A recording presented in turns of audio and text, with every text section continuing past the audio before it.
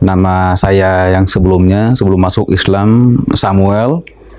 Dan setelah saya hijrah memeluk agama Islam, nama saya Ismail. Setelah masuk Islam, dan setelah saya banyak belajar dari ustadz di sini, al-Islamu husnul khulqi. Jadi Islam itu akhlak yang baik. Jadi saya belajar banyak hal terkait tauhid, akidah, sirah nabawi. Dari sebelumnya saya belum hijrah memeluk agama Islam, ya hidupnya pengennya bebas, tanpa pikiran, tanpa beban, banyak emosional. Jadi setelah banyak belajar, sedikit saya ada berkurang dari tingkat kesabaran, sedikit agak ada penurunan. Saya banyak belajar selama kurang lebih sudah 5 bulan saya belajar di pondok Yayasan An-Naba Center sini, pesantren mualaf. Banyak hal-hal yang saya ambil hikmahnya. Saya menyesal kenapa tidak dari dulu saya mengenal agama Islam. Memotivasi saya masuk agama Islam sebenarnya awalnya ini saya terinspirasi dari debat-debat terkait Kristologi dan Islam, atau debat Islam dan Kristen di videonya Ustadz Nababan. Sering saya nonton beliau pada saat debat. Dari situ saya belajar menggali kitab saya yang sebelumnya. Saya tidak belajar kitab Islam, tapi saya menggali di mana sih letak ini kekeliruan kitab saya yang sebelumnya, agama saya sebelumnya. Saya pelajari ayat demi ayat. Di situ saya temukan beberapa ketidaksinkronan ataupun yang tidak sesuai dengan hati saya. Jadi saya mengambil kesimpulan, saya kontak Ustadz Nababan, saya kontak beliau, saya janjian datang ke pondok, ketemu, ngobrol-ngobrol. Hari berikutnya, beberapa minggu kemudian, saya datang ke sini lagi mengikuti pelajaran Kristologi dengan beliau. Setelah itu baru saya kembali ke rumah. Saya berpikir, saya berdoa sama Allah, minta dikasih kekuatan, dikasih hidayah, dikasih petunjuk. Apakah jalan yang saya ambil ini nanti salah atau tidak. Setelah saya berpikir, saya kontak lagi beliau untuk mengucapkan 2 kalimat syahadat dengan hati nurani saya, tanpa dari orang lain. Tapi selain dari beliau, saya nonton videonya, ada seseorang juga yang mengajari saya tentang kebenaran, ya bagaimana Islam itu, bagaimana untuk mengenal Islam lebih jauh. Dari dulu saya semenjak merantau di Jakarta, saya pacaran beda keyakinan terus. Nah, kadang-kadang mereka, ya ada teman-teman kerja pun bilang, wah, masuk agama Islam aja, Islam itu agama yang paling benar. Saya sering bilang, kamu bayar saya pun berapa miliar, saya nggak akan masuk Islam. Saya bilang seperti itu. Kalau saya pacaran yang beda keyakinan, kamu ikut saya. Tapi saya tidak pernah menghiraukan itu. Tapi saya nggak tahu, dengan beriringnya waktu, berjalannya waktu, saya buka-buka YouTube, ketemu channelnya Ustadz Nababan ini, An-Naba TV. Mulai dari situ saya terinspirasi, nonton. Saya nggak tahu. Ya, mulai dari situ saya belajar kitab saya yang sebelumnya.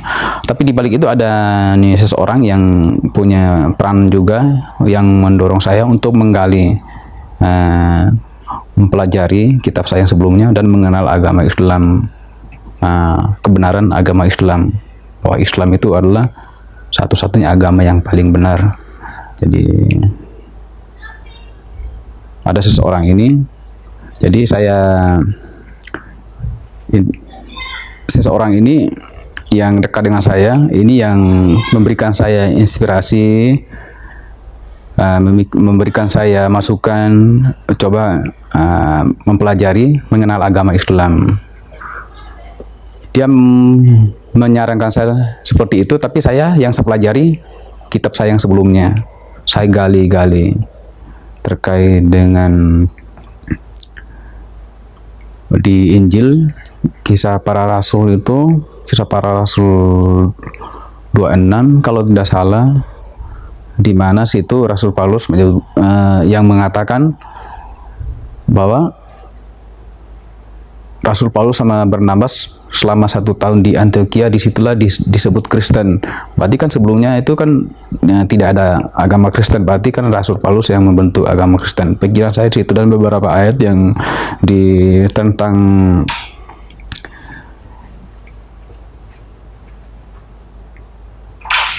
apa yang didapat dari Rasul Paulus, dapat apa hidayah dari Tuhan.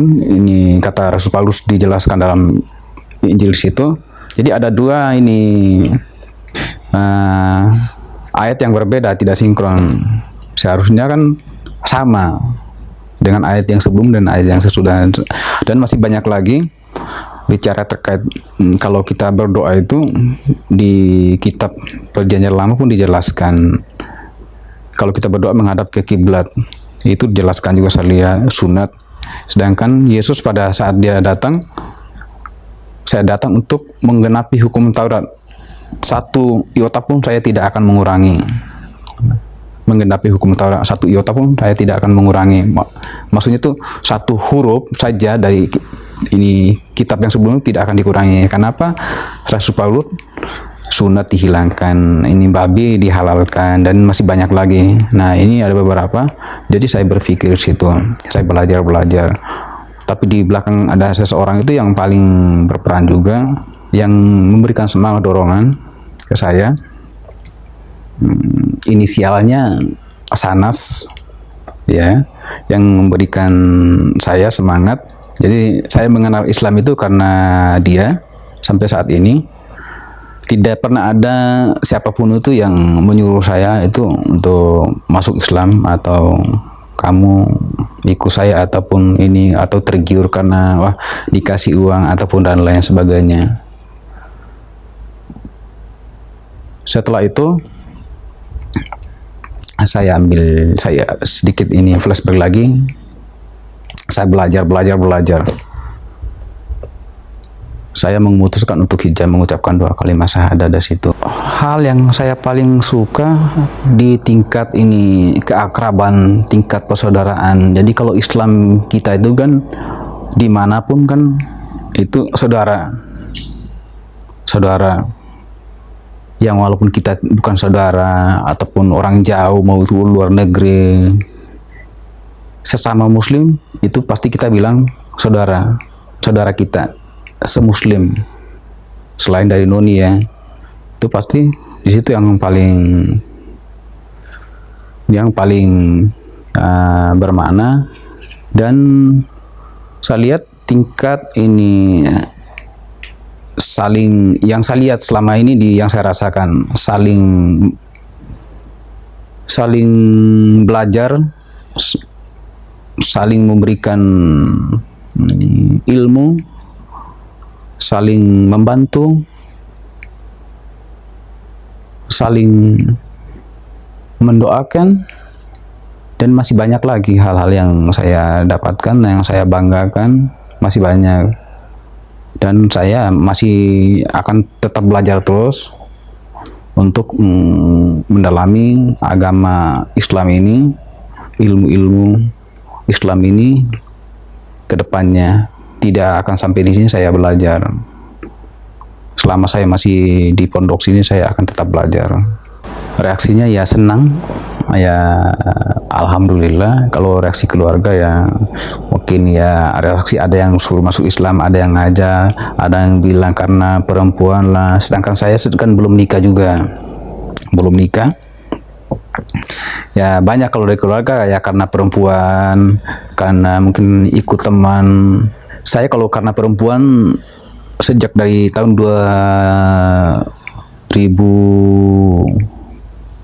2004 sampai 2010-an itu mungkin saya udah masuk Islam. Kalau ikut ini pacar ataupun ikut teman, dan bahkan dulu di tempat kerja teman pun hampir setiap hari ngajak masuk Islam.